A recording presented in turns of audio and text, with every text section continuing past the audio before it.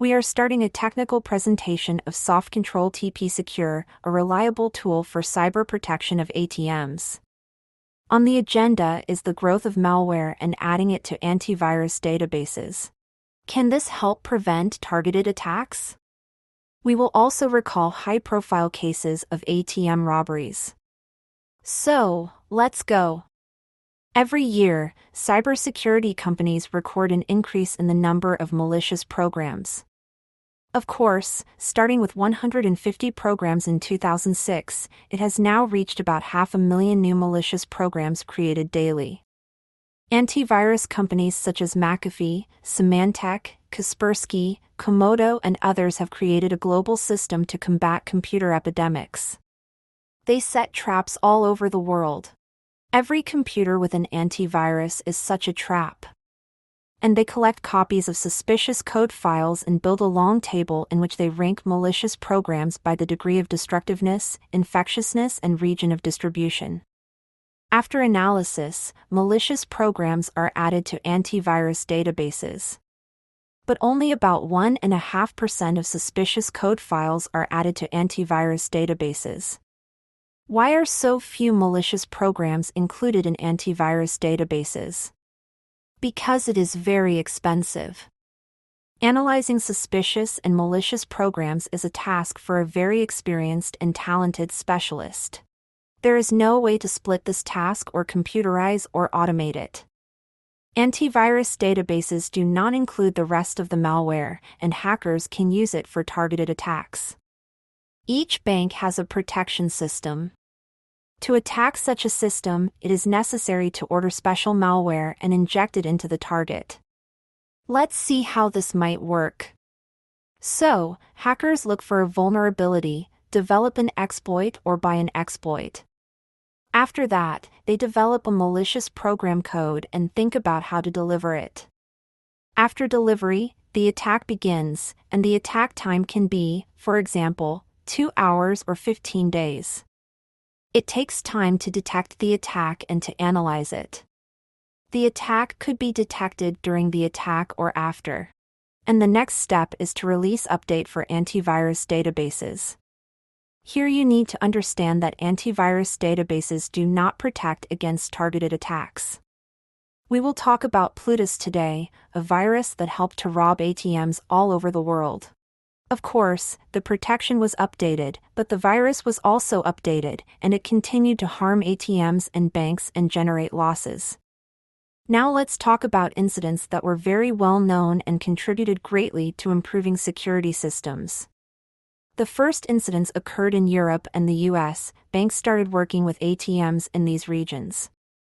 Cybercriminals used skimmer viruses to obtain payment card data from the buffer of applications processing cash withdrawals from ATMs.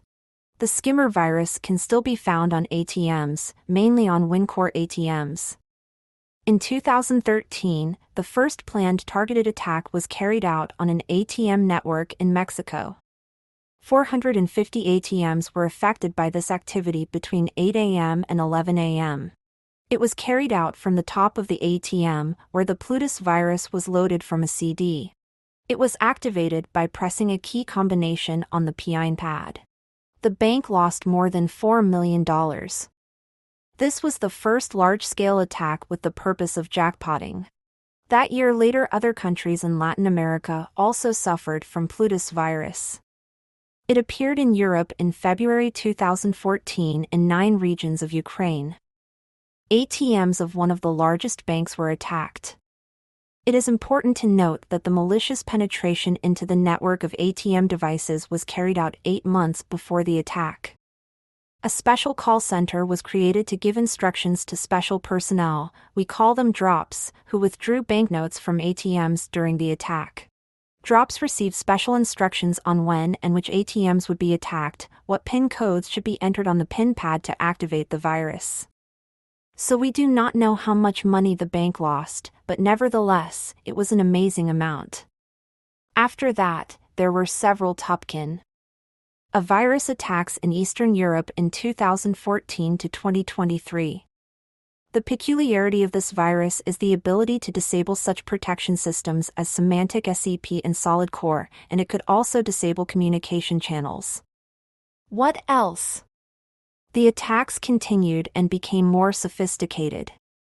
They used CDs, they used USB sticks, they used the self-destruct function to prevent detection of attacks and investigation of incidents. There is another attack vector. In 2015, the first attack using a virtual bill acceptor occurred in Russia. The virus imitated the insertion of bills to credit real bank accounts of credit cards of another bank or the web money e-wallet. The script was executed in an automatic cycle. The liabilities of the attacked banks grew, but no bills were inserted into the bill acceptor. It took 15 days to discover that the bank had been attacked, only after checking the ATM cache. This was the first attack in which ATMs were infected from the processing server of the same bank. Indeed, why would you rob an ATM if the data processing server is monitored? Every 30 minutes the balance is checked. So cybercriminals only have 30 minutes to make a legitimate money transfer. It can take 10 to 15 days for the robbed banks to detect the crime, and finding the criminals is almost impossible. Since 2020, there have been more than 150 ATM attacks worldwide. Many banks prefer not to report a robbery because reputational risks may arise after the public announcement, not after the robbery. What do banks need to do to prevent attacks and reduce the risk of losses from cybercriminals? Safe and Soft, a reliable protection system, to prevent the following attack vectors: jackpotting and virtual bill acceptor. The solution also allows banks to confirm their compliance with PCI DSS requirements.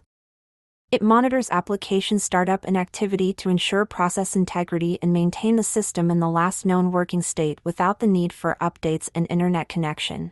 For more information, watch the following video.